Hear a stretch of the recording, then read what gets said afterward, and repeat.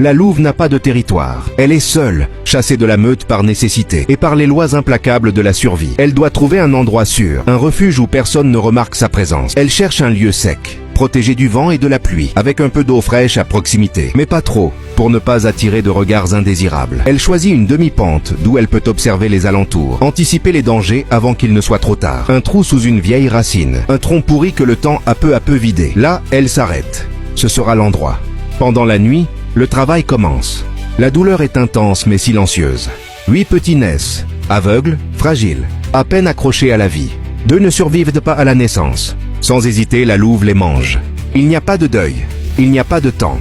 Elle doit effacer toute trace de sang et toute odeur pouvant attirer d'autres prédateurs. C'est un acte dur mais nécessaire. Beaucoup d'animaux ne feraient qu'une bouchée. De ces petits sans défense. Des renards opportunistes, des corbeaux patients observant depuis les hauteurs. Des sangliers brutaux, qui ne distinguent pas la menace de la nourriture. La montagne est pleine d'yeux et de faim. Mais il y en a un plus dangereux que tous les autres. Un lynx, le prédateur le plus silencieux et le plus imperceptible de ces montagnes. On ne le voit pas, on ne l'entend pas. La louve ne le voit pas, mais le sent. Une pression constante. Une alerte qui ne s'éteint jamais.